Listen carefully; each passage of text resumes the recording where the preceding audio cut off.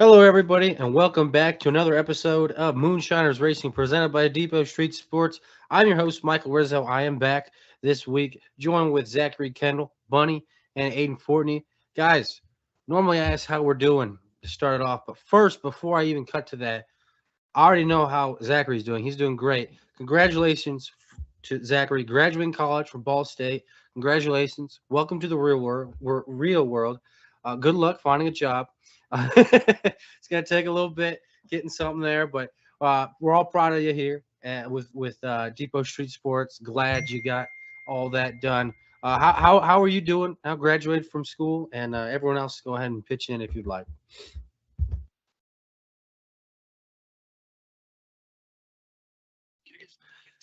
I was gonna say Aiden go first, but he's like looking down, so I guess I'll go. Yeah, thanks. Thanks, Rizzo. I'm doing very well at the moment. Yeah, you're right. I am enjoying the real world.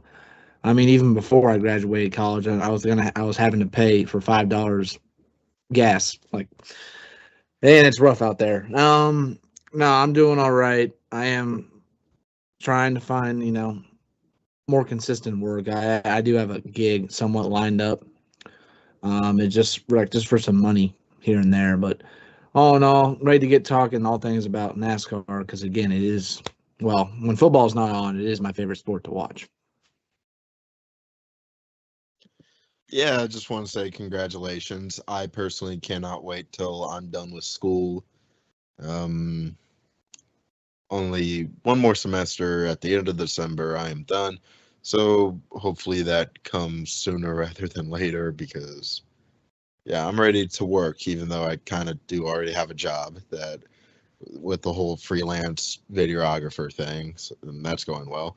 But yeah, congratulations, Zach, and hope the future is best for you.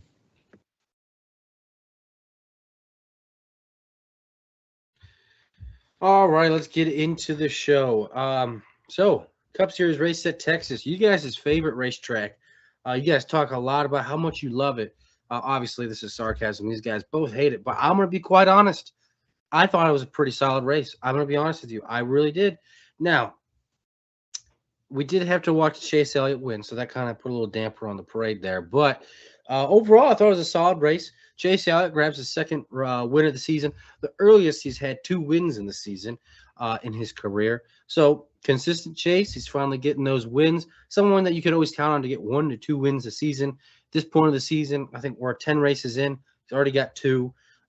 Pretty good stats for him so far, right there in the thick of it within the points battle for the championship. So, guys, what you think of this race and Chase Elliott getting his second win of the season? Better than expected, for sure. It was a stinker that Chase Elliott did end up winning. I mean, Chase Elliott kind of just ruins races at this point. Anyways, yeah, I want to say, like, I may not have had any expectations for Texas, but I think that was the right way to go into it because I was pleasantly surprised. It was a little bit better. Now, to be fair, uh, com- we're comparing shit to diarrhea. All right, it's better than diarrhea, but it's still shit. So yeah, I think this was a little bit better of a race. Yeah, I mean, going into it, I was tabbed as Texas Motor Speedway's biggest hater, I feel like, on this podcast. And lo and behold, I still very much am. But dare I say, I thought Texas was all right. Not bad. It was all right. I didn't say that. I think it's still terrible. But no, I'm just kidding. No, Elliott winning, kind of surprising, honestly. Again, we've been over the last several years. He's just been obviously a one-win driver. It seems like. Yeah, I know he won last year. He won 2 races, but that's because Hammond washed up the track in the bubble, and that's how he got the second one. And then obviously the first one happened at Atlanta. So it's just kind of circumstances kind of dictated those wins. But um, this year, obviously, he won at Martinsville with a great strategy call and holding off Hamlin. And then at Texas, he had one of the better cars. I couldn't believe it. Kind of odd that he's won 2 of the last 3 races at Texas. You would not think that Chase Elliott would be the guy that to do that. It's also kind of reverting back to 2018 levels where he won 3 races that year. Now all those happened later in the year. This is happening earlier in the year, but Camaro, Chevy back then got a new body. Chevy today this year has a new body, and he has 2 of their wins. So he's kind of turned into the flagship driver that Hendrick had, obviously previously before Larson came and before Byron obviously got more experience and got better. So it's kind of shocking to see him do so well this year so far for his standards. Obviously, I mean, I know his standards for people's past, especially his fans, are kind of crazy. They think he's the best driver in NASCAR. He's not. Yeah, kind of shocking that he was able to pull it off. But at the end of the day, he also had one of the most dominant cars. So obviously a good win for him. To piggyback off what you said, though, I feel like Chase Elliott fans are kind of more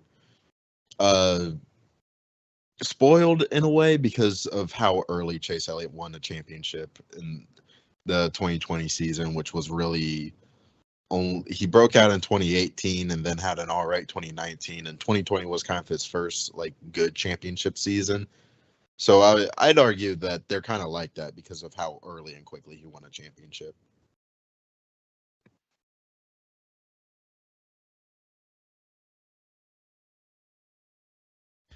Yeah, overall, I mean, I thought it was a solid race, like I said earlier.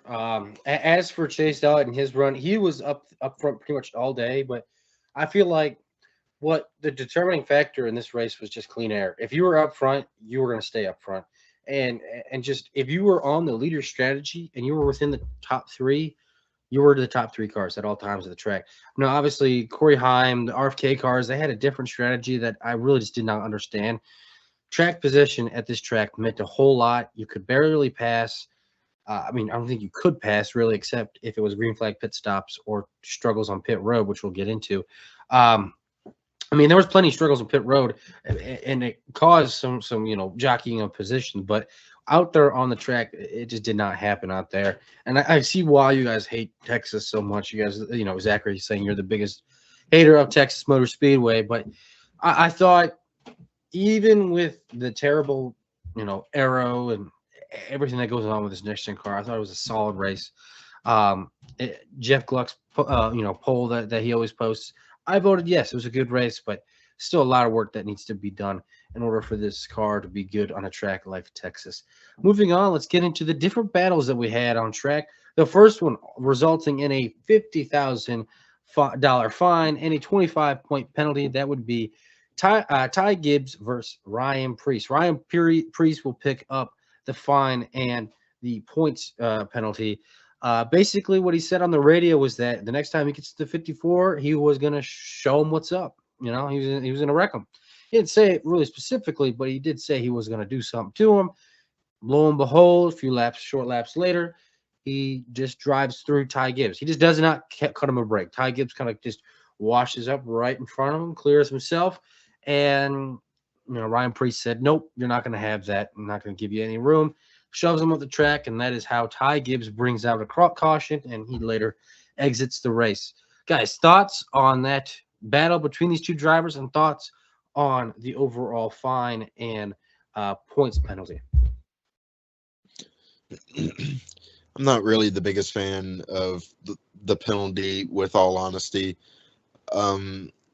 I didn't think it was super aggressive, but I understand that that probably happened because he said that he was going to do that.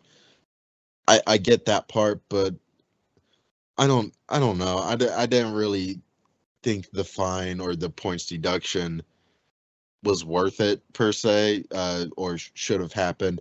I will say this, however, really does hurt Ryan Preece. We talked about how Ryan Preece was one of those guys that could barely make. We thought he could make the chase, but I think I speak for all of us when I say we all think Ryan Preece is a 13th to 16th place driver if he does make the chase. So he is right on that bubble, and every single point matters. He is currently now 13th in points. He is 30 points above.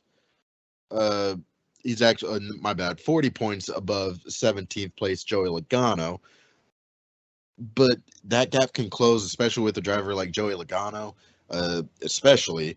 So I think that looking at a point standings rather than what happened on the track, this really sucks for Ryan Preece. This is a major issue for him. He was doing really good.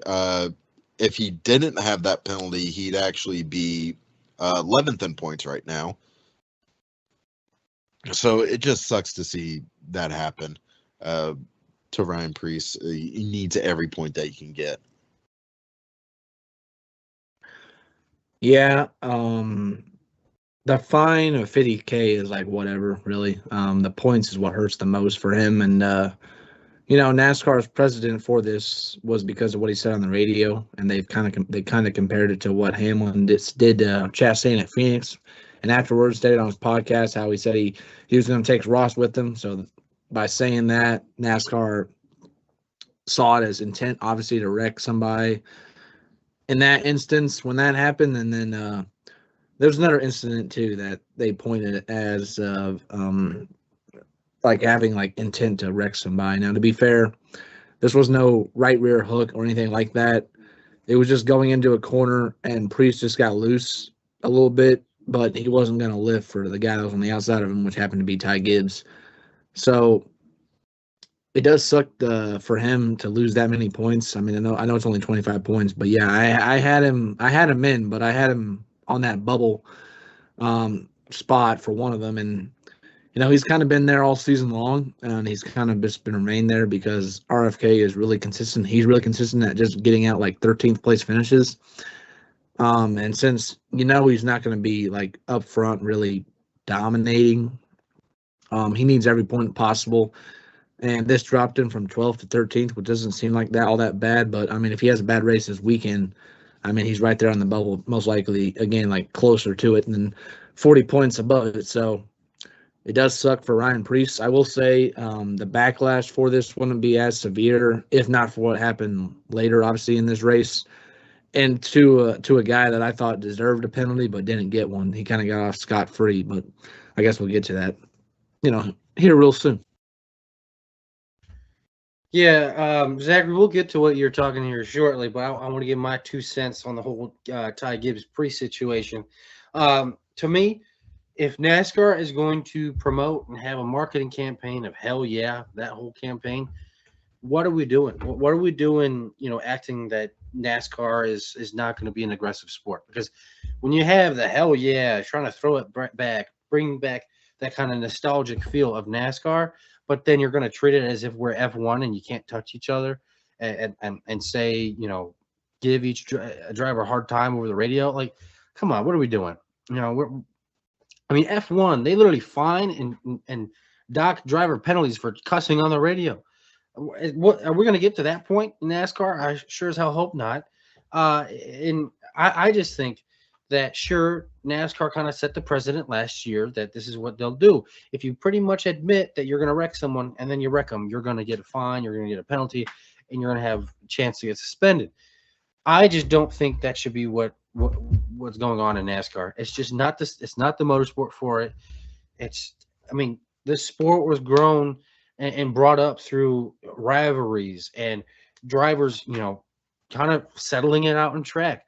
Not just beating them straight up, but using them up, wrecking them if they had to. You wouldn't have Dale Earnhardt if Dale Earnhardt wasn't Dale Earnhardt and start wrecking people. I'm not trying to, compare Ryan Preece to Dale Earnhardt or anything. I'm just saying as an example because Dale Earnhardt is like the face of NASCAR.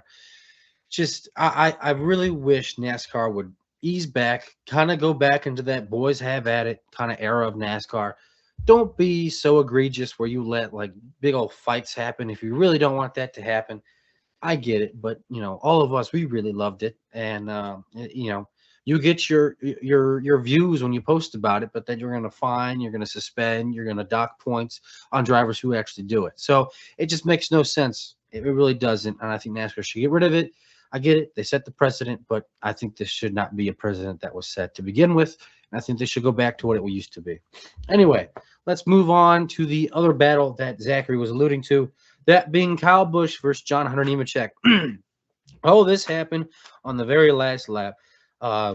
Second last lap on the back stretch before they got to 1 to go. Kyle Busch and John Hunter Nemechek were side by side going off turn 2. John Hunter Nemechek was not running his normal line that he ran pretty much where every single driver ran out there, and that was pretty much right against the wall in the backstretch. He had about 2 feet off the wall. Kyle Busch said that he was going with his left tires on the seam of the track because he knew that if someone was outside of him, he could have his left tires on the seam of the track. Well, he actually washed up and kind of cleared himself on John Hunter Nemechek's nose. They both wrecked, and then what happened in turn 3. Some will say Kyle Busch dumped him into turn 3. Some will say he had a broken car, broken toe link, broken control arm, and couldn't really turn. We'll see what your guys' thoughts on that one, because NASCAR deemed that they could not tell based on the data if his car was broken and he couldn't turn, or if he turned right into him, because he did turn left, they said. So, guys, thoughts on this one? This one's a little bit more difficult. It's not as black and white as the Ryan Preece one, unfortunately, because Kyle did not admit to doing it, or Kyle did not say he was going to get the 42. From what I've seen, I think he did it on purpose. I'm going to be honest, but I understand the argument for why he did it. The car being damaged makes perfect sense. Not to mention, NASCAR has access to data that we don't. We don't have access to exactly what NASCAR sees, or the telemetry, or how he turned the wheel exactly. So I'm going to take NASCAR for its word on this one, though I don't know, it is a little fishy. But, however, is Kyle Busch or John Hunter Nemechek making the chase? Probably not at this rate. They're both not doing good. Kyle Busch is almost 30th in points, which I feel like we have not talked about. John Hunter Nemechek is 29th in points, so he's even worse off than Kyle Busch. So, yeah, not good. It could be case as well that who cares, let him go at it. It's like when Cody Ware and James Davidson for some reason got into a fight with each other at Martinsville like in 2020, and like NASCAR didn't give out a punishment because they're both running 35th. Who cared? So yeah. Modern NASCAR getting bailed by S&T data, because that's what he posted after the incident, after someone said that he did it on purpose. Kyle Busch came out excuse me, on his Twitter and basically, tried to show the public, the people that were saying he did on purpose, how he was actually turning left and how he actually was running the line that he had been running the entire race. I felt like he did do it on purpose, and because of that, I feel like there should have been some sort of penalty. Now, to be fair, I'm pretty sure NASCAR probably feels as though since he's on RCR, that already is punishment enough, because he doesn't get too many good runs, anymore now. And well, Texas was going to be a good run for him. I mean, he wasn't going to finish in the top 10 most likely, because they were coming there at the end of the final lap, and he was like 12th place. But still, 12th place for what has been happening for that 8 car is a win, in my opinion. And he was finishing top 10 in both stages previously, so he was going to pick up a decent amount of points, this past weekend, until he did that, where, again, he actually cleared himself off Brad Keselowski like a lap prior to this. So I don't know if he just didn't really care what his spotter was saying or not. I'm guessing he just thought he was going to just clear himself. I don't know, maybe. And then it ruined his entry in the corner, and then he kind of got on the apron a little bit, and then maybe that's what made his car go up the track like that. But still, in my opinion, I mean, I feel like he still had some intent in trying to wreck Nemechek, and because of what happened with Ryan Preece, I feel like this deserved a penalty too. But again, Kyle Busch is driving for RCR, so I guess that is punishment enough for him and his fans. So I guess we move forward, because I don't think John Hunter Nemechek is going to make obviously too big of a deal about this. nor should they, because again, it's for 12th place. It wasn't like for like a top 5 spot or anything like that. You gotta be smarter, man. You gotta be smarter about it because you are 41 years old, and well, I mean, you might be washed. You're not beating the washed allegations, man. I'm sorry.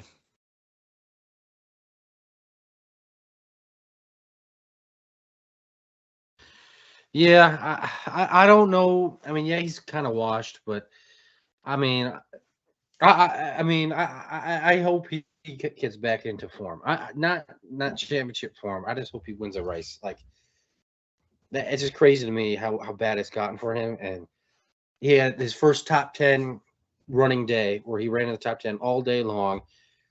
Pitch strategy there late with a green-white checkered pretty much did not go his way. He was losing spots, and then that happens. Maybe he kind of went off, lost his cool in the car, but NASCAR said he was turning left when they made contact in turn 3, and they assumed that his based off their findings that he did turn left. He was not turning right into John Hunter Nemechek to try to wreck him. I don't know. But from the eyes, from what we're looking at, it looked like he wrecked him straight up. But everything claims that he didn't. So we'll move on, just like it was you guys said. John Hunter Nemechek will likely do, but John Hunter Nemechek is one hard guy to pass out there on the track. So maybe he'll get in another scuffle here late. Moving on, let's get to the O'Reilly Auto Parts Series. Kyle Larson will pick up the win in this series with a late race battle with Justin Allgaier that we'll get to later. What did you guys think of this race? All right, I'll start it off. Again, Kyle Larson ends up being the victor, but it did not feel like a Kyle Larson show. Like he didn't really dominate like a Kyle Larson performance like you would think. The beginning of this race kind of set the tone. Like they crashed immediately on lap 1. Corey Day last week, like the previous week's winner, went from hero to zero real quick because he ended up crashing on lap 1 of the event. So that kind of set the tone a little bit. Texas was still like these cars, the O'Reilly cars are great, but they still deal with the dirty air effects even at Texas. They try the best they can to cut through it. And there were some obviously intensifying battles. I remember one time there was Larson in the middle, Larson was in the middle, and then he had Qualf on the outside, and he had like Brent Cruz on the bottom. They 3 wide coming off of turn 3, turn 4, and we all know how dangerous that turn right there at Texas is with that bump and whatnot. And sure enough, they all got kind of sideways a little bit, but they were all able to save it. I mean, that was awesome to see. And then Allgaier, he didn't. I saw that he obviously won stage 1. I didn't see much of stage 2, but obviously seemed a little upset, with Larson, kind of roughing him up a little bit, which I understand. If you've known Allgaier's history with Larson, they're both obviously both are at the front because they're both in JRM cars. And sure enough, Larson not racing for points or just racing for trophies is going to push the issue more and more than Allgaier. He can't really afford to do that because he needs to get good days no matter what. So, Larson kind of running him up the track a little bit. Obviously, got a little upset at him for that, but Kyle Larson ends up being the victor in this one. And, it was another, I think, pretty decent O'Reilly race, all things considered, again. And this is the best series I feel like that NASCAR has going for it currently until we finally decide to change up the next gen car to make it better and make it more, versatile on not just like 1.5 mile tracks that have multiple grooves, but also obviously short tracks, road courses, and obviously super speedways. But Kyle Larson with another win. There's another win for JRM too. So just continuing their dominance. Man, Zachary, you took all the topics I had for the O'Reilly series in that one section there. Yeah, it was great 3-ride racing. There was a couple battles there that was great between. I'm blanking on his name. 19 car. What? Why am I blanking on his name, Zachary? Help me out. Brent Cruz. Yes, Brent Cruz, Allgaier, and Larson. That was a fantastic battle between them. No, it was not Larson. It was Zilich. They had a great battle there. I mean, it was a great race overall. You kind of alluded to what I was also going to bring up, that Justin Allgaier upset at the end of the race, how that was handled in that late race restart. But you also, you nailed it on the head there. The O'Reilly Auto Parts Series has consistently been the best series each and every weekend. When they're on the same track that the Cup Series is on, they put on better shows. And it's just because that older style, real stock car that they have. Not that the next gen isn't. It just doesn't race like it, doesn't put on the same shows that we have seen in the past. And this car does. The best cars make their way up front. Bad aero blocking, that doesn't really happen when you're behind the car in front of you. The car behind can actually affect the car in front of them rather than the other way around with the Cup Series. It's a real driver's series, and you can see the best of the best always go out there and win the race, rather than whoever ends up being the leader at a certain time for pit strategy and good, and they're in clean air. Anything else you guys want to add on the O'Reilly Auto Parts Series before we move on to the Truck Series? Yeah, you talked about how much better the O'Reilly series has been. Has there really been any weekend where I was like confidently say that the Cup Series put on a better show? I mean, there was one race. Atlanta was pretty good, but Oh then yeah, Atlanta gave Atlanta. us. I'll give Cup that. Yeah. No, but then that race, that finish for the O'Reilly Auto Parts Series with the booth call was arguably the best finish I've seen in a long ass time. Do you guys remember that one?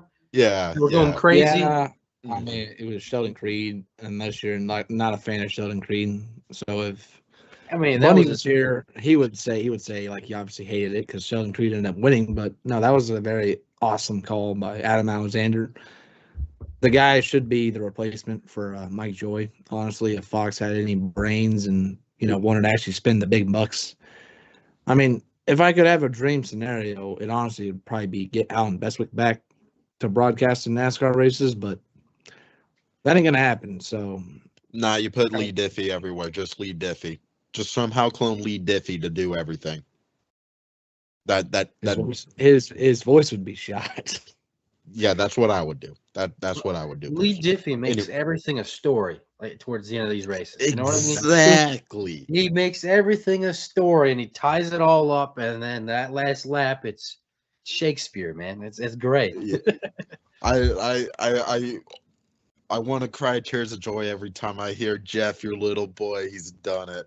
It's like, oh my god, this is peak NASCAR. I don't even give two shits about Harrison Burton. That was his first call too, and everyone was giving him shit, and then he did that, and everyone was like, "Holy cow, he might be the best ever." Exactly. Yeah. Like, yeah. Hey, anyways, back to what I was saying. The O'Reilly series is better. I know NASCAR will never do this, and they shouldn't do this, honestly. Swap the cars, put the Gen 7 in the O'Reilly series and give the Xfinity cars to the Cup guys, and let's see what happens. Although the O'Reilly series has less horsepower, so that would be an issue. But you get what I mean. I would like to see that just once.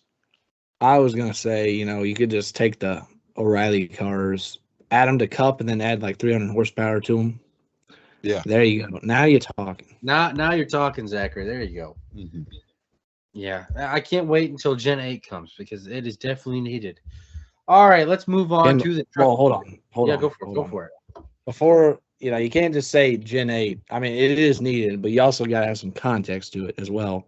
We need some actual testing done for the car. We don't need to take 3 cars and just think that's going to be enough to do it. I'm talking, you need to get like a 15 cars on one track together, whether it's at a short track or a 1.5 mile track. You got to get like more than 3 cars, which is, not testing. Okay. They think it's testing. It's not testing. Yeah, they need NASCAR Thunder everywhere with his next car, whatever it'll be, whenever it'll be. It needs to be as soon as possible because this next gen car just sucks ass. All right, let's go on to the Truck Series. Carson Hocevar continues his hot streak and picks up the win late in the Truck Series. His first actual finish, or race that he finished in the Truck Series this year. First one. Every other race, he just has yet to finish it. And, of course, he gets the win.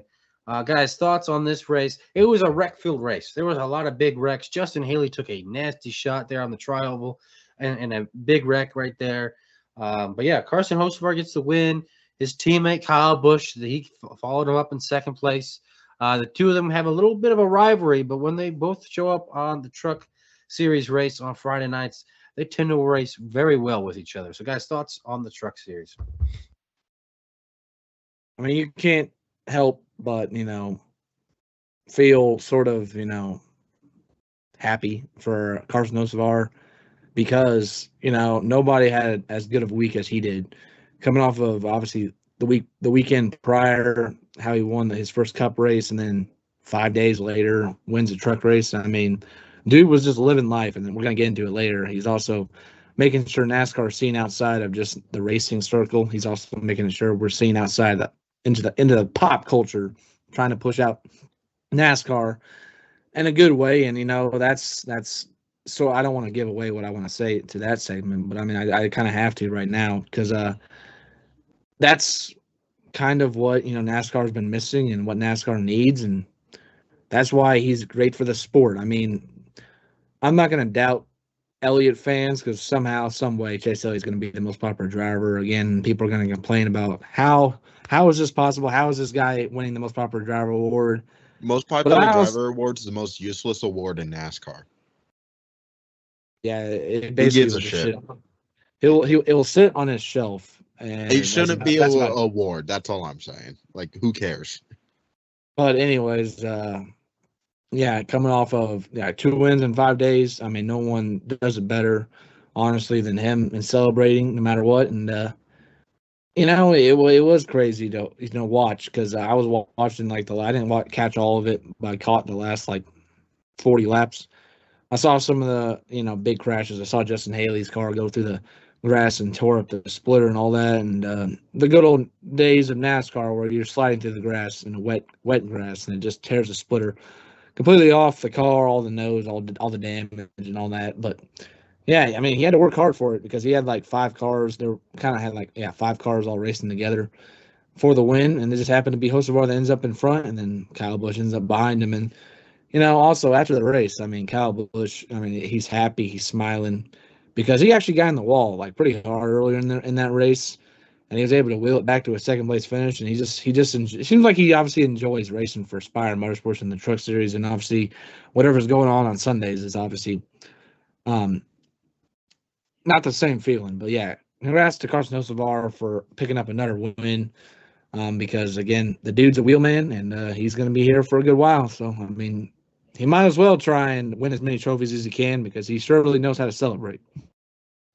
Yeah, he definitely knows how to celebrate. That guy is awesome. I was not here to talk about that. Was I? Yeah, I was. No, I don't know. Maybe I wasn't. But yeah, it was awesome. I'm sure you guys had a good conversation about that one. Normally, let's go into the next news around the garage. Normally, we started off with points, but Zachary kind of alluded to it, so let's move on to it. Carson Hocevar. Let's keep on the topic of Carson Hocevar.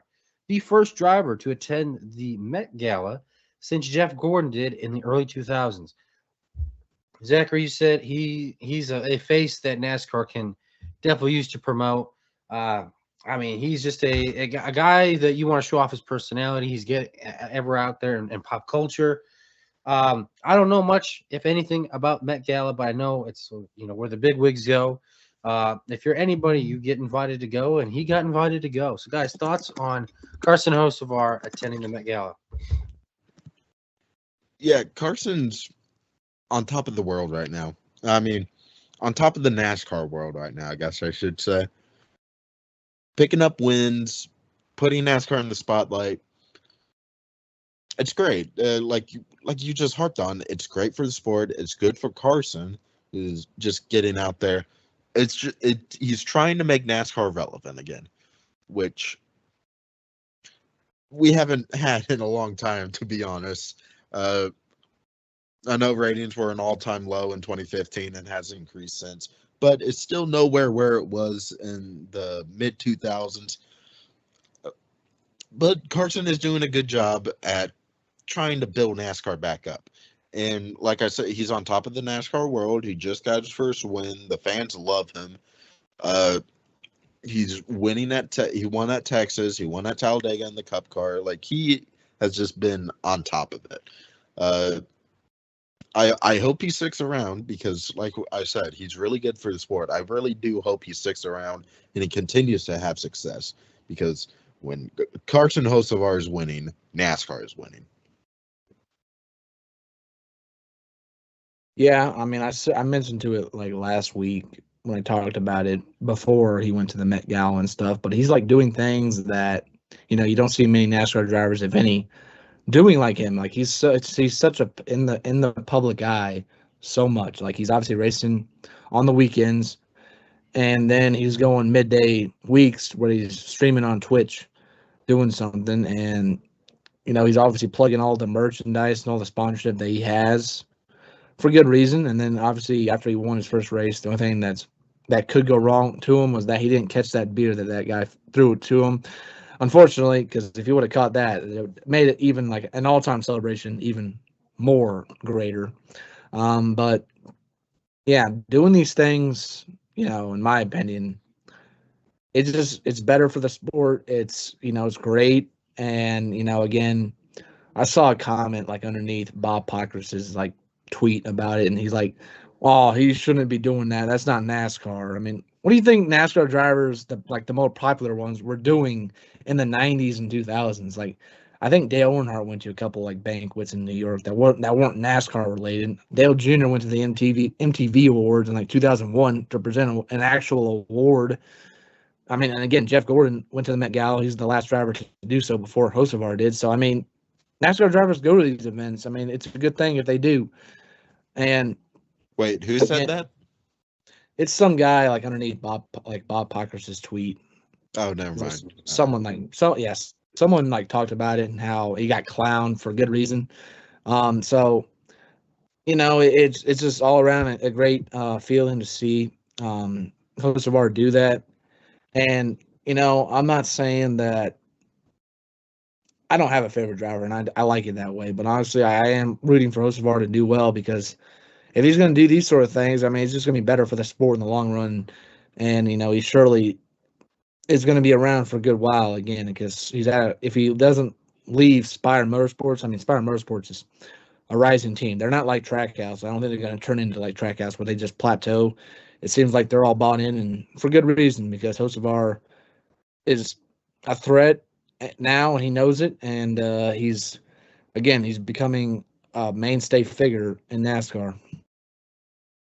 Yeah, and he's also trying to shoot his shot with Sabrina Carpenter. So what a guy. What a guy. He's everywhere. At least he's trying to be. So let's go to the points here. As I completely forgot to pull up the points on my phone.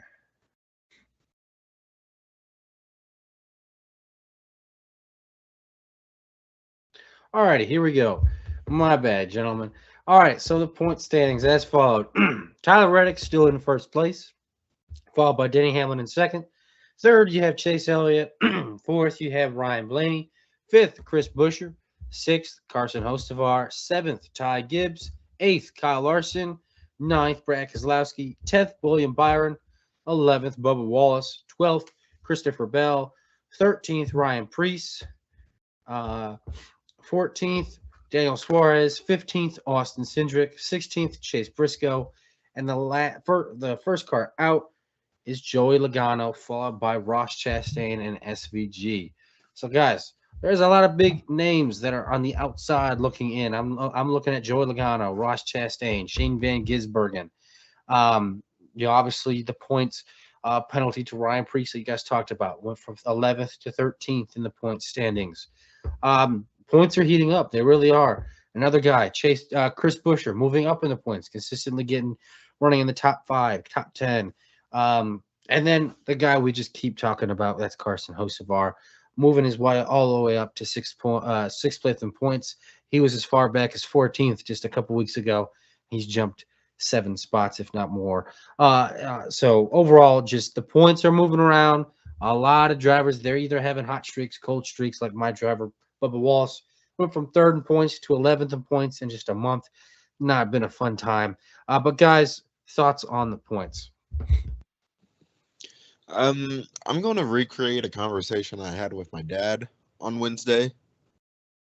Uh, I saw that Michael Jordan's team is doing really good, and it's like, yeah, his Tyler Reddick, his driver, is in first place by 109 points. It's like, oh, okay, cool. I don't really know any of the drivers yet. Yeah, I only know you probably only know Kyle Busch. He's kind of washed right now. Where's your driver at?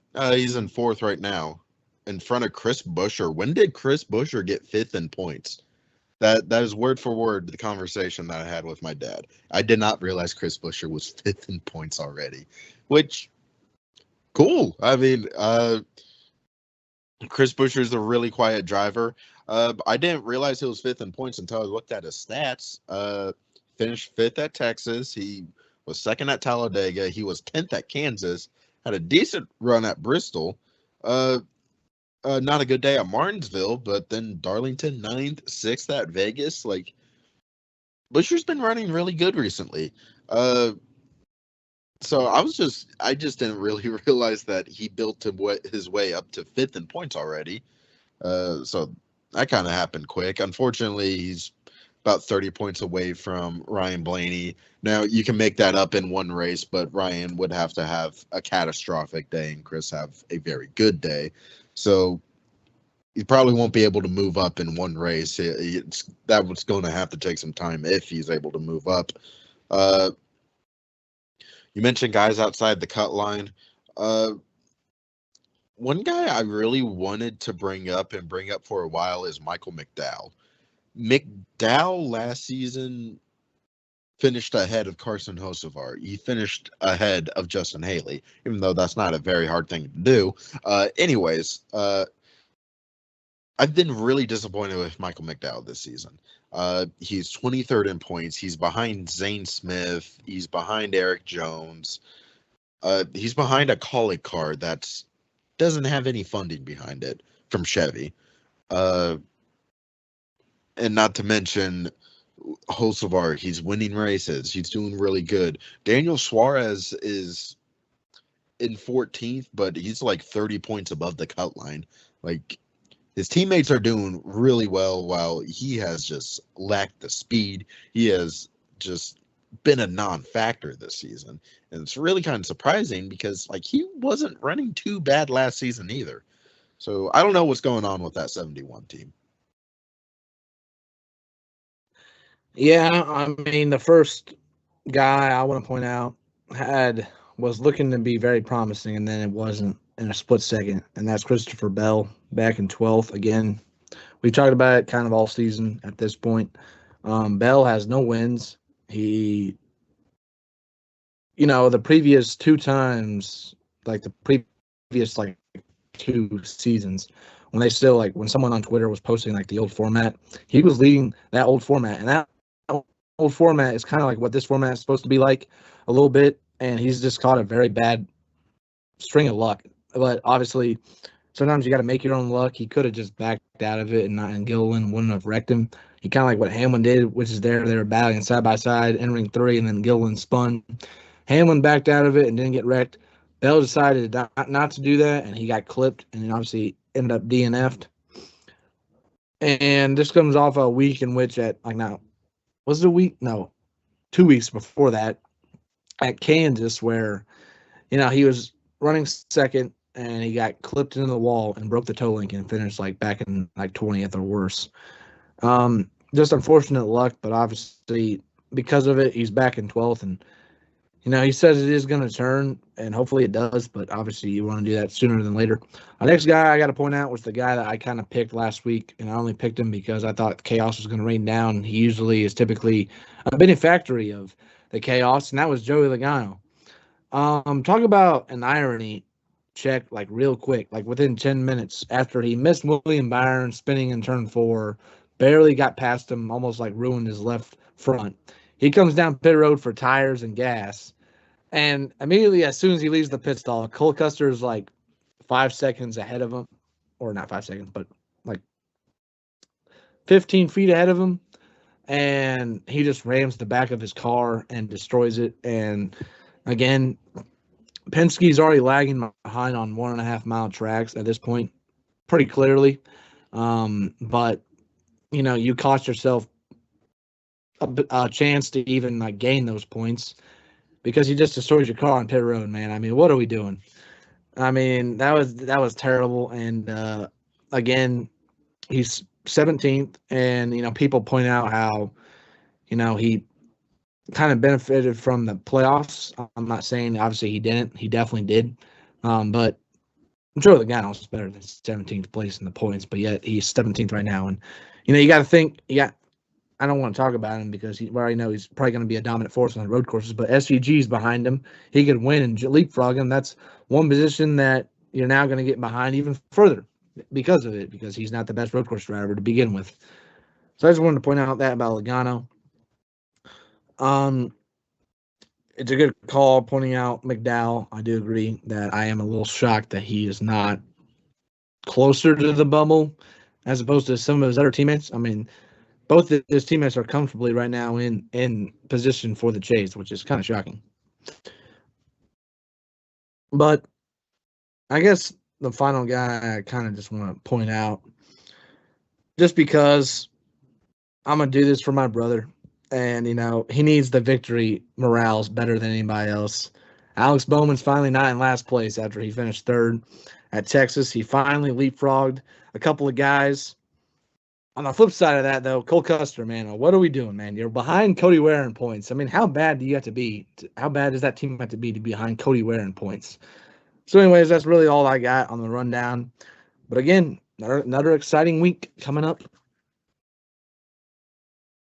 Yeah, I wanted to say that this top 16 here, we've been kind of saying it throughout the year how Blaney's that dominant Ford driver.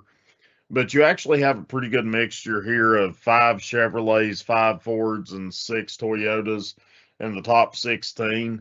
I guess I didn't really realize that there was that much of a mixture of manufacturers at the time, and mainly the Ford. And Zachary, sorry, I had Logano there to talk about him, 3-time champion outside of the top 16, just not having the year that he's going to. And one of mine, Suarez, new team. He's having a very up and down season here. And, he's hit luck the last couple of weeks. And that's kind of prevailed him into the top 16 a little bit. But down here at the bottom, I was hoping you wouldn't touch on it, but Connor Zilic is 9 points ahead of Alex Bowman. And I know that I had him in the playoffs going into this year just based on his capabilities, but that really shocked me there a little bit, that he was only 9 ahead of Bowman. Yeah, no, you guys brought up some good points. Zilic being only 9 points ahead of Bowman is definitely huge. I didn't know it was that bad of a season he's had, and that's just kind of how Trackhouse has been. They have been a C graded team this entire year. And we're going to see how they get tested this week at the road course. 2 drivers that everyone's that are going to be favorites to win it, but at the same time, they have not had winning speed really anywhere we've gone. So we'll see what they could do this weekend. Let's move on and talk about Ryan Blaney signing an extension today with Penske Motorsport, Penske, as well as Menards signing an extension to stay with Penske and Ryan Blaney. Guys, thoughts on this one? Aiden, I'm sure you're excited about this. I'm thrilled. Ryan Blaney continues to be the best Ford driver, and hopefully he's getting paid like it. Obviously, we can't really see how much drivers get paid for, but it's good to see. I kind of figured he wouldn't be going anywhere. Roger Penske knew that. Blaney likes it there. He was very loyal. It's just kind of a signing that we all expected to happen. It is also really good to see Menards still sticking with Blaney. Menards was founded by a race car driver, an IndyCar driver. So they got ties into racing, both in NASCAR and IndyCar too. Obviously, Paul Menard, the also drove with Menard throughout his entire career. I mean, well, he had the name, obviously. So I think they have no issue with sticking with Ryan Blaney, a driver with multiple wins, a top 3 driver in NASCAR right now, the best Ford driver. He is a champion, and he probably will be a Hall of Famer when it's all said and done. Hopefully, he is not said and done just yet, and that will not happen for a while. Just good to see him still sticking in the 12 car, still sticking with Penske, and that yellow highlighter will still be driving around on the track, hopefully winning races to my expense, and not make me crash out like I do almost every week, it feels like. But yeah, it's good. When Menard is in the sport, it's good. They're a good loyal sponsor to have, with Blaney and just with NASCAR in general. Yeah, it isn't Blaney that makes you crash out. It's his pit crew. But to be fair, at Texas, it was kind of his fault a little bit because he kind of messed up the entry to, not entry. He stalled the car on accident. He admitted it so himself. It was a bad week. He qualified bad, just did not have the setup. Yeah. I mean, he did kind of carve through the field there at stage 1. So he actually did have some speed in that car. It's just that he just couldn't really show it. Anyways, that's besides the point. I mean, since 2023, Aiden's talked about it. He has a championship. He has 11 times been to victory lane. He's a consistent 3-time or more winner. I'd imagine he gets a couple more victories before the year's up. Right now, he's at 1. He just needs his pit crew to not fumble the bag.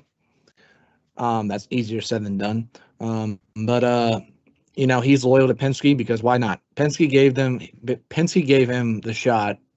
Obviously, again, he started with Brad Keselowski Racing, who at the time was obviously a Penske driver. He moved up to the Nationwide Series back then, what it was called, and ran that 22. Had a couple victories there. Moved up to the Wood Brothers for a year. Won at Pocono, and then moved over to the 12, and that's where he's been since.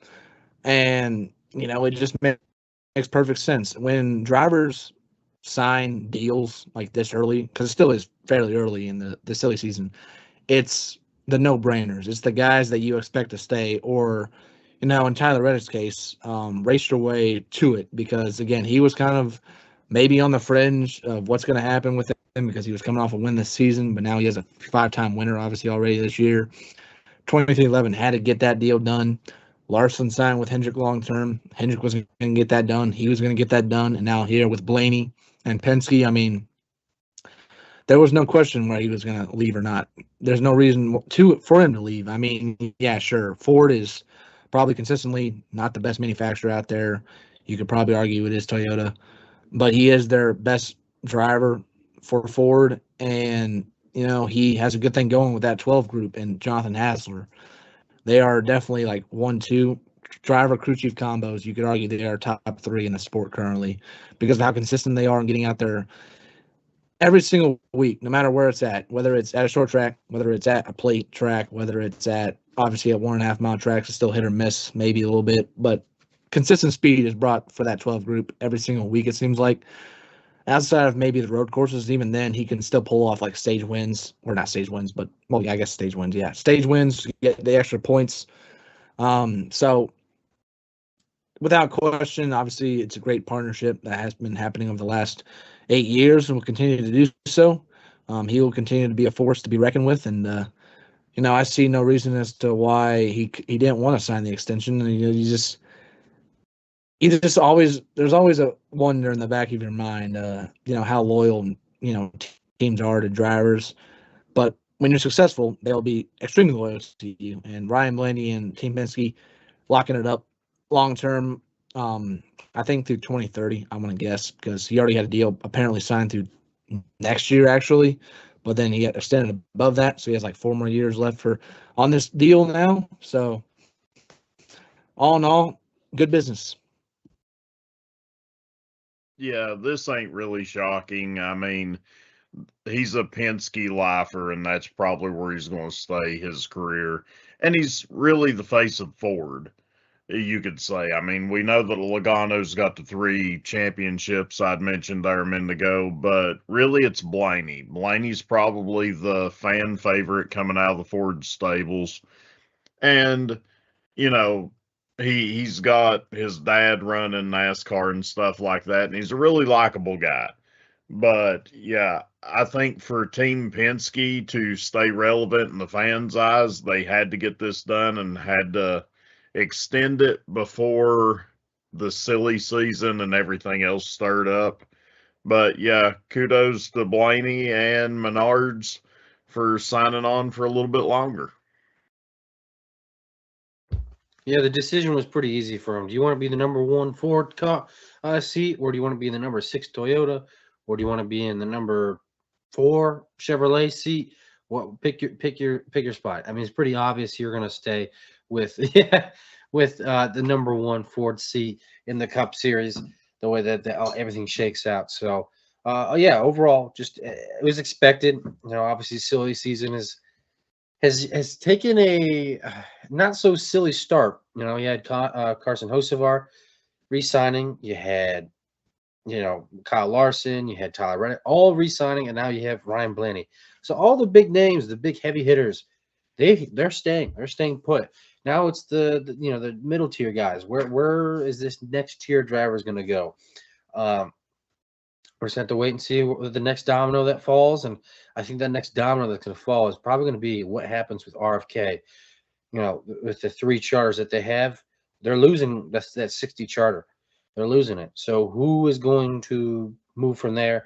There's going to be a 3rd full-time seat at Legacy Motor Club. Who's getting that one? And obviously the one that I care about a lot is 2311. I mean, it's a kind of a done deal for most people that it's going to be Corey Heim, but is it really? Like, are they going to take out a guy who's kind of a pay driver in Riley Herbst and a guy that his family pretty much helped pay for the charter? Are you going to replace him already after 2 years? I don't know, but I'd hope it's Corey Heim. But anyway, we move on. Let's talk about the next thing here, and that is barriers and tire walls are going to be put up at the Glen in turn 1 and other turns at the Glen. Guys, thoughts about this?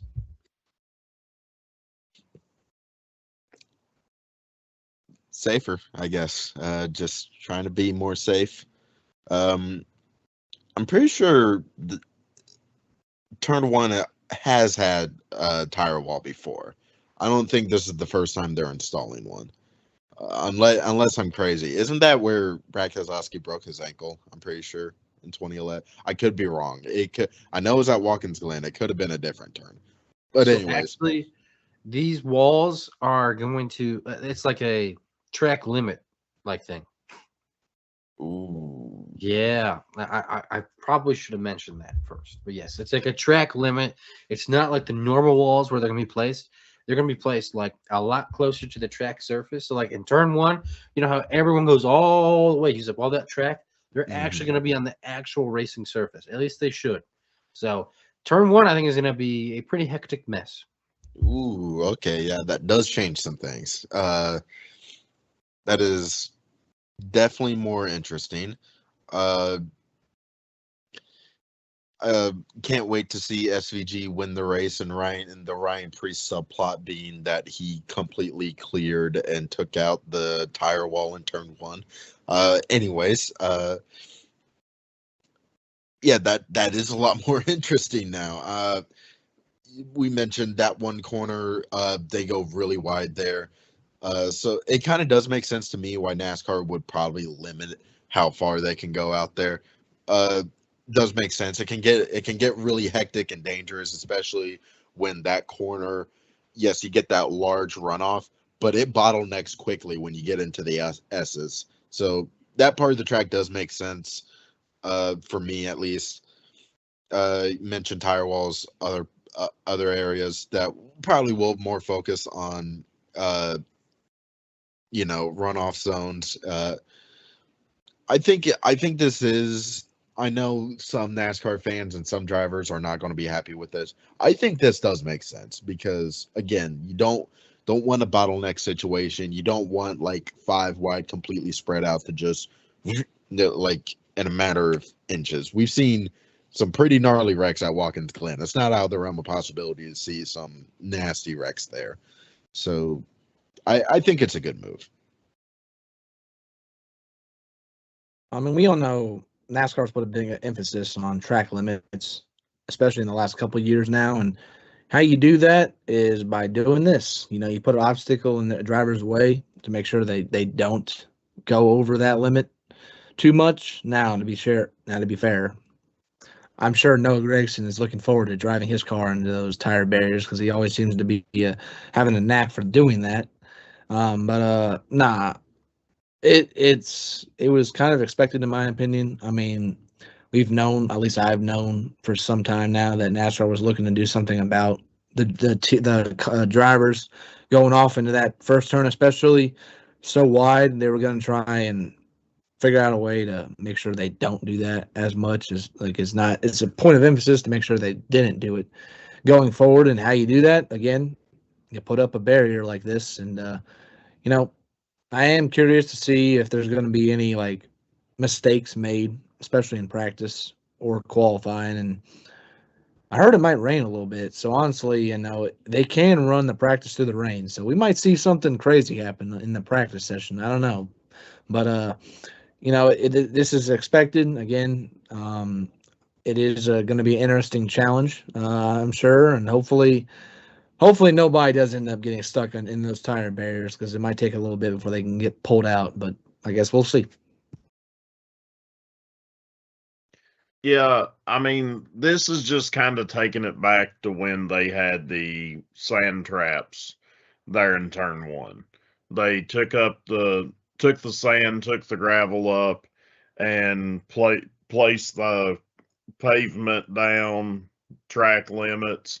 So I mean, we've seen this type of race before, but it's been several years since we've had that. And I think the way I understood it, it's going to kind of taper them back in. They're going to give them just a little bit up onto the rumble strip and then kind of funnel back down. So it should be fine. I do think that it's going to be difficult for some drivers just because they've never experienced that type of racing at Watkins Glen. And you know, you was saying it there with NASCAR kind of coming in with the track limits. I would like to see it happen at, say, a Phoenix, to where they cut through the inside, just pile them all up there, make them run it. But the road courses and everything, they're adding this stuff. I agree with it. I'm not opposed to either way. But we'll have to wait and see. I think it will cause a few wrecks, but I don't think it's going to be as bad as what some may think. So to me, I think the biggest reason why they're implementing this is because of the wreck that was caused in the O'Reilly Auto Parts Series last year with Austin Hill. If you guys remember, the week he came back from his suspension at Indy, he then came back and then absolutely just took out. I forgot who it was. I want to say he took out somebody. I think it's turn 7.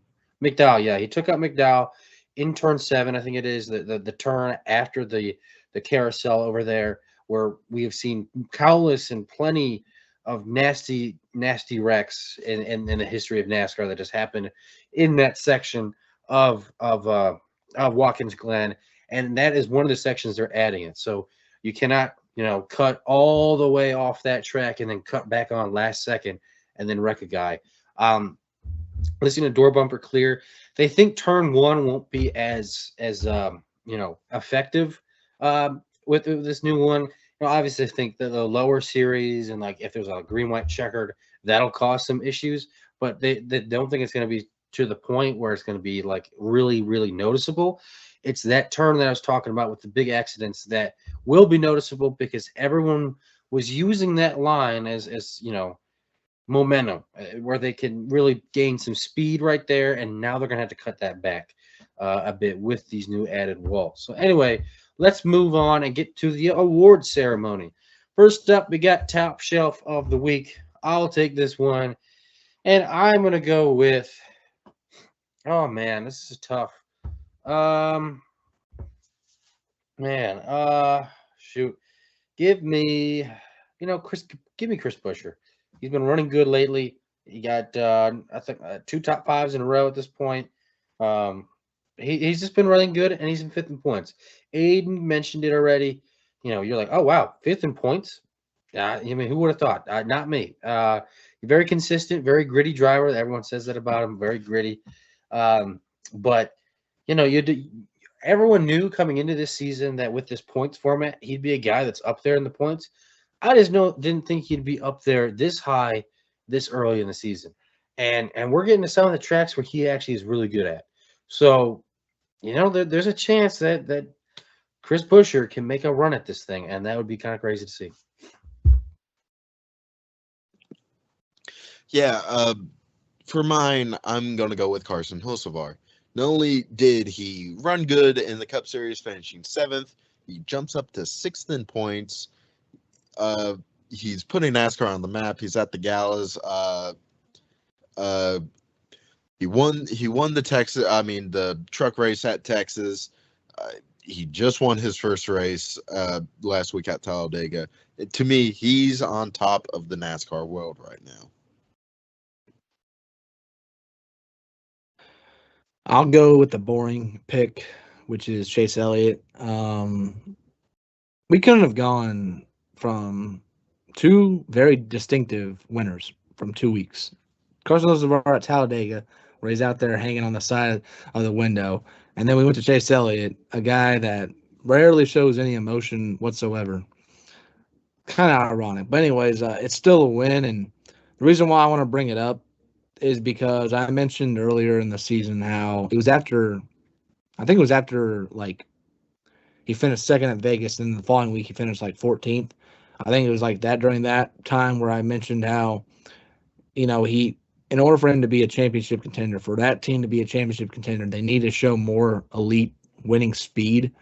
And this past weekend at Texas, they did show that. They led the most laps, and obviously pulled off a stage 2 victory and then won the race. So again, it was a good showing, great showing, honestly, because it hasn't been too much that we've seen Chase Elliott dominate like that and be able to win, let alone get any dominant cars whatsoever. So the fact that he was able to do it obviously is a testament to what Alan Gustafson and that group has been doing here early in the season with that new Chevy body.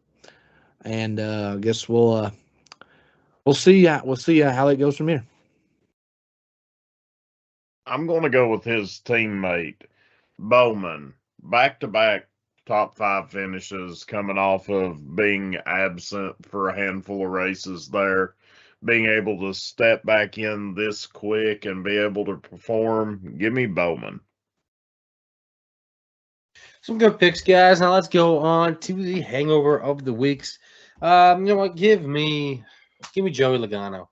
3-time champion, Cup champion, struggling as he is this year, and then having the issues he had on pit road, running right into the back of Cole Custer. You can't have those issues. You missed a wreck by the skin of your teeth there. I don't know how he missed that one. And then follows that up and runs right through the back of Cole Custer. 17th in points. We all predicted him to make the playoffs. Wow. The chase. And right now he's not driving like it. I think he'll find his way back in it, but right now he is having a rough go at it.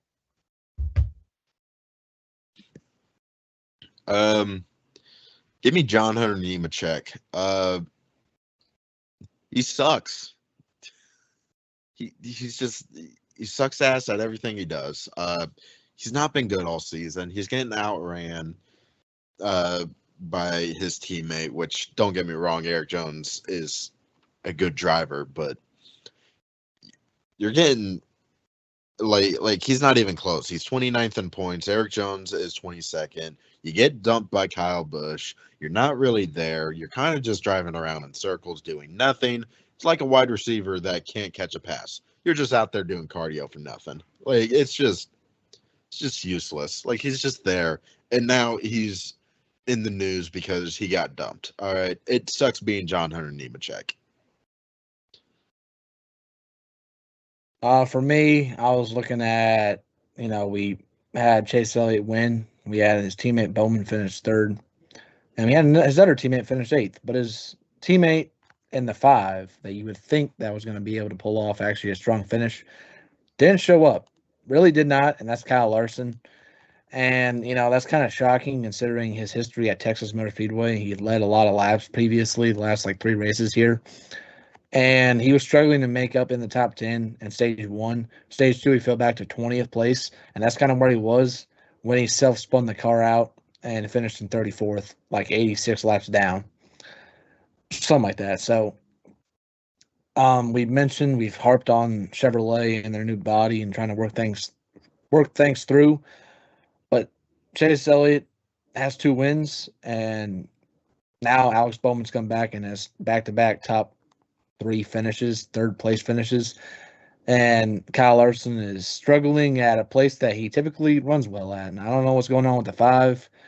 They need to get back to the drawing board maybe a bit and try to figure out how they can make adjustments on these cars when it comes to race day. But it was a really bad showing for the 5 on Sunday. Good picks, guys. Good picks. Oh, wow. I completely forgot about Bunny. Wow. My bad, Bunny. You go for you're good. your hangover.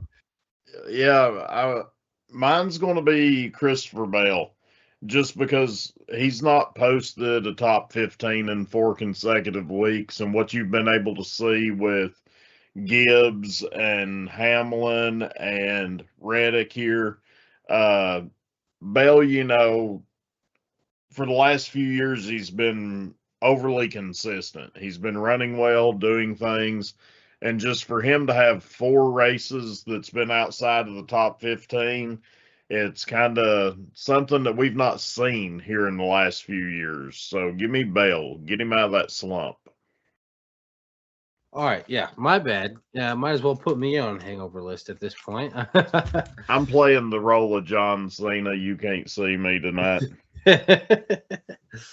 Yeah, my bad. All right, let's move on and get to picks and predictions. So, last week, our winner was Aiden. Good job. Oh, no, it wasn't Aiden.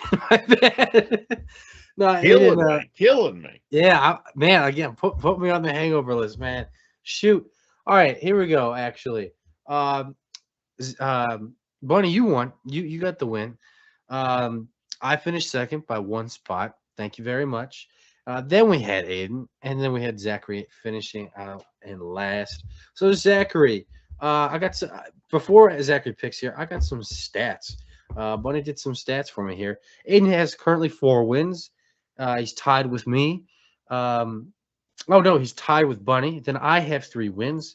And Zachary still has a goose egg in the win column. Average finish. Aiden has a 2.1 average finish. I have a 2.36 average finish. Zachary has a 2.63 finish, so he's in the middle of the board, but you cannot win. And then Bunny, he is feast or famine, finishing first or last, 2.9 average finish. Race average finish here. Aiden, 13 on the dot, 13th. Me, I've got a 13.5. Zachary, you have a 16.3, and Bunny has a 19.27. So some great stats there. Thank you very much, Bunny, for those. Yeah. So I just want to note, Zachary has not finished first yet this year. I have not finished last yet this year. So he's on fire. Hey, Aiden, you finished last year overall statistically, and you just took offense to that. And I did. You're just. I ain't gonna let that slide again. You ain't gonna let that slide. So Zachary, last place finisher here. I just keep rubbing it in. Go ahead. What is your pick? I think we all know what it is, unless you already picked him. I don't remember if you did or not. I know who you're talking about, but I gotta get some off my chest first. So when I picked Joey Logano again last week, I hate Texas Motor Speedway. Y'all know that. I said that originally my pick was turn 4 because that's the only part of that place that actually wins, and I'm right because all the chaos happened off that turn. But unfortunately, you know, I was actually excited for a moment when Logano missed Byron, only for him to get again wrecked within like 5 minutes afterwards on pit road. It's just like I cannot catch a break, and because of that, I enjoy pain. You know, I'm the RCR of this season. I enjoy it, so I ain't gonna pick the guy that y'all think I'm gonna pick. I ain't gonna do it. I enjoy finishing and throwing away races, so I'm gonna throw this race away to somebody else. Give me Cody Ware. Are you being legit here? You're picking Cody Ware. You're just gonna take the L. He must have Yeah, I someone in am. mind next week. What's the race next week? All-star race. It's the All-Star Oh, race. So No, it's like yeah, whatever. All-Star. That Charlotte doesn't then. count though. That goes for anybody. Like it's Yeah. it's a clean slate there. You got the Coke 600 after that. Oh, okay. I know. All right. All righty, Aiden. Well, who you got? Well, fortunately, it's not the guy you think, because I took him at Coda. But I'm going with probably the second best road course driver. Give me Connor Zillage. Wow, I didn't think I was gonna luck into this one. Thank you, gentlemen. I'll gladly take SVG. This Watch is what it. happened. This is exactly what happened to me at Coda. The first two people did not take SVG for whatever reason, and then I took him, and I won with him. Yeah. But I'm gonna end up. He's gonna end up having an issue with me picking him. I've been on a really bad streak, but somehow I still have good stats, unlike Zachary. So, Bunny, who you got? So I'm going to go with somebody that does solid at road courses. Of course, it's not Zilich, SVG, and I am saving a couple of other ones, but give me Michael McDowell. Give me McDowell this week. Yeah, three of us had really good picks. I can't lie. Three of us had really good picks. Zachary, I don't know what you're doing, man. Anyway, let's get on to predictions. With the added barriers, the tire barriers, I think this is going to be a pretty interesting race. I really do. Strategy is going to matter here. What are you going to do with points? We kind of saw it at Coda that the really good cars that knew they were in it to win it, they were going to lay up and not going to get the stage points. Who's going to, we're going to see certain drivers that are going to point racing. They only care about getting a top 10 for each stage and just trying to get the best overall finish late in these races. So that's kind of what we're going to see. You kind of see this in every single road course race with this, stage racing. But to me, I think the biggest thing is if we get a late race restart, it is going to be pandemonium. That just the way that turn one is now with these new tire barriers, you can't fan out like you were the last handful of years here with the track being paved and there being no more sand trapped there. But now with the addition of the tire barriers, I am really interested to see what happens on a late restart. I doubt we get it. Just kind of how the next gen car races, you rarely see incidents unless someone makes a drastic mistake. But if we do get one, that is where the winner's going to come from. It's going to be a crazy pandemonium, all hell breaks loose kind of restart, and I'm here for it. Yeah, Watkins Glen is one of my favorite road courses. Probably my favorite road course personally.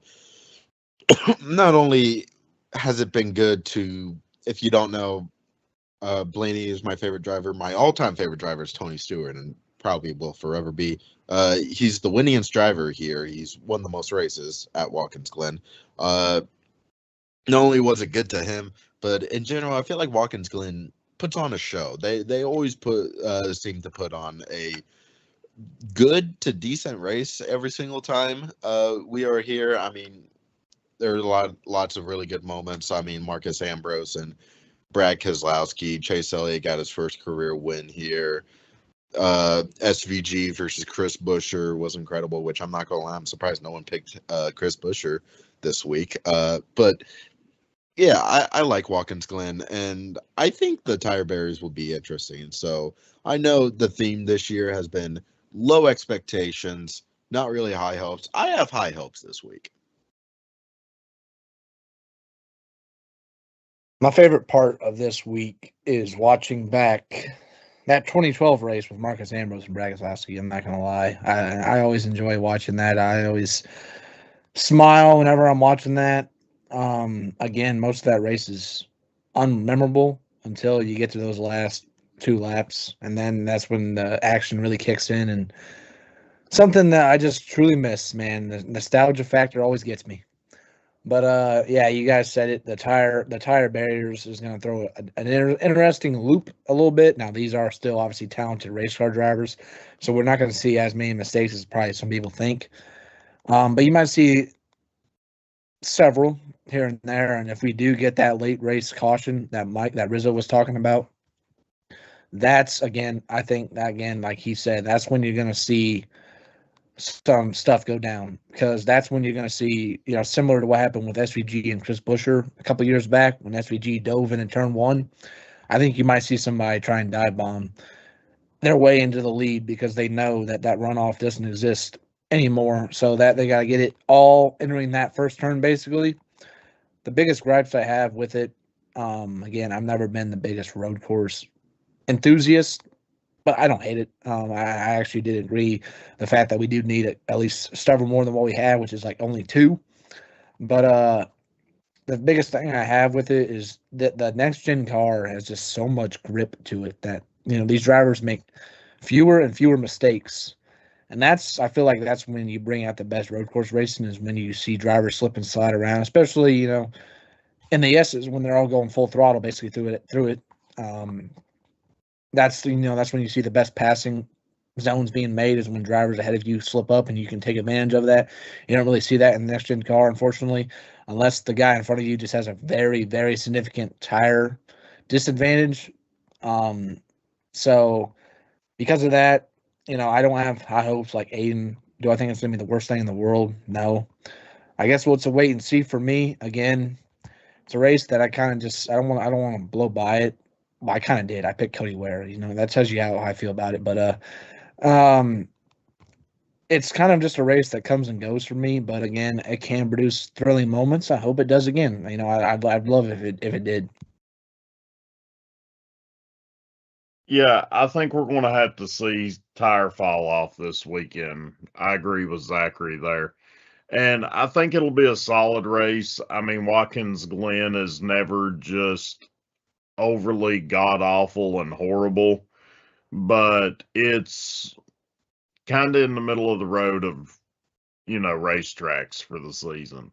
I never was big on it growing up. I've became more of a fan of the road courses in the last handful of years, but I think it'll be a decent race, but nothing over the top. We'll see what the tire barriers bring and go from there, but nothing spectacular this weekend.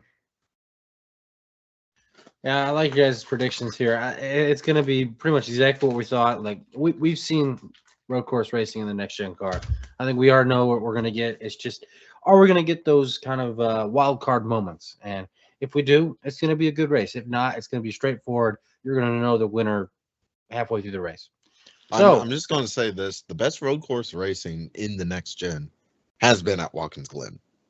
it's been there, and last year Coda. Yeah, last year Coda. Yeah. When you get good finishes like we did a couple years ago between SVG and Buescher, that finish, I think it was 2-3 years ago, that was fantastic. But I don't know if we're going to get that. So we could. I hope so. But let's get into the random driver. Guess the driver. Zachary, I was gone, and Zachary, I guess, had a really hard driver, being Tiny Lund. Even if I was here, I wouldn't have gotten it. So Zachary has 2 wins. I have 2 wins, and Bunny and Aiden are yet to be on the board. So I just want to put this out there. I have done some studying. I assumed you're going to go a certain way here, being a road course. Maybe you go road course ringer. Oh, okay. All right. All right. So yeah, as Rizzo has mentioned, he was not here last week, and once again, I stumped Aiden and Bunny for the second time. When Rizzo's not here, they can't guess it. I don't know why. I guess it's because I just didn't pick a I didn't pick a guy that they might be as well aware. And before I get started, I just want to say this now. I did not pick Johnny Benson, okay? I don't know what your fascination is with Johnny Benson, but I did not pick him. So, all right. To kick things off, this driver was born in Olivia, North Carolina. Very small town. Very small. This driver initially made his living off of being a farmer and sawmill worker before he turned to stock car racing. This driver was a part of the 1949 Strictly Stock Car Series, which is now obviously the Cup Series now. Definitely not road course ringer. This driver has a lesser-known brother who was the NASCAR's youngest winner until Kyle Busch broke the record 55 years later. This driver scored his first career victory at Martinsville the following year in 1950. This driver became the first ever three-time winner of the Southern 500. He won 3 of the first 6 Southern 500s. This driver became the first owner driver to win a championship, doing so in 1950. Oh man, I have a guess, but it's really bad. I'm gonna do it like Junior Johnson. That is incorrect. Yeah, I figured. I just wanted to throw that out there. I mean, he is one of the more well-known owner drivers. Not a bad This driver guess. has, Not a bad guess. yeah, not a bad guess. This driver has the highest win percentage for any driver that has made over 100 career starts. This driver scored the most wins 3 times, all 3 coming consecutively in consecutive seasons. This driver's career was effectively ended after he suffered severe injuries in a crash, but survived. This driver is most famously known to driving a car that became synonymous with a movie. And that's all the clues I have. Was it a Pixar movie? Yeah. Hudson Hornet. You are right, but that's not the name.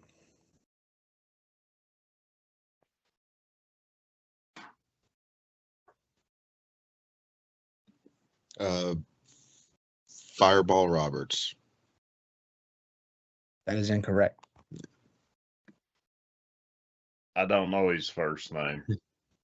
When you said the wreck and everything, Jalen loved the Cars movie. This is wrong. Paul Newman. Chick Hicks. Yeah, that's not. Yeah, that's not correct. Shoot.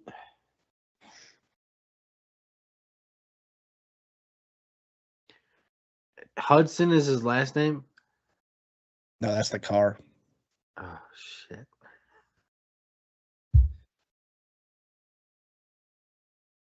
This is bad. We should know this one, boys. This is bad.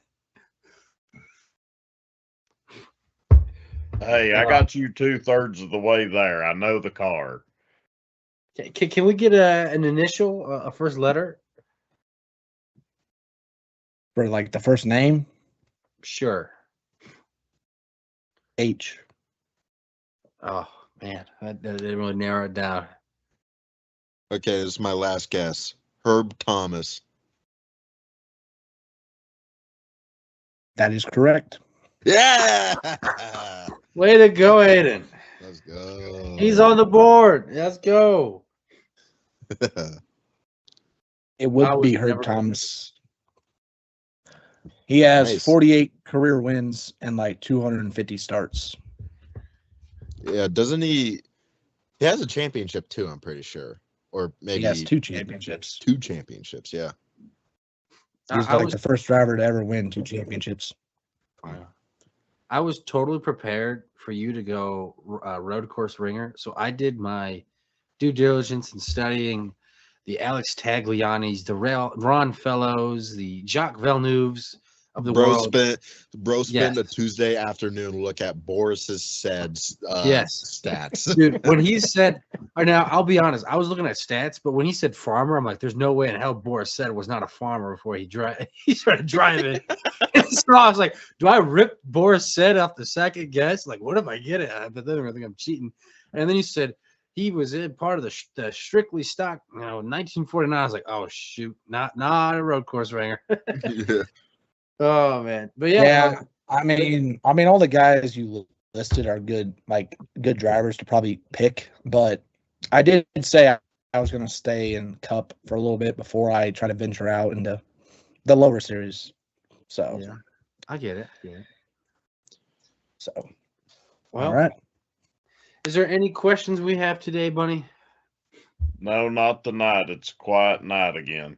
Yeah, quiet night. Maybe it's because we're all sick and we're putting everyone to sleep. So we'll end it here for Moonshiners Racing. Thank you again for tuning in. If you're listening live, thank you again for doing this. So if not, you're listening to this later or you drive to work. Thanks again for tuning in. We really appreciate it. Make sure you check out our other shows as well. But we'll be back next week talking all things Glen and getting you ready for the All-Star race at Dover. Yes, so excited for that one. But yep, we'll see you guys next week. I'm your host, Michael Rizzo, joined with Bunny, Zachary Kendall, and Aiden Forney. We'll see you guys next week.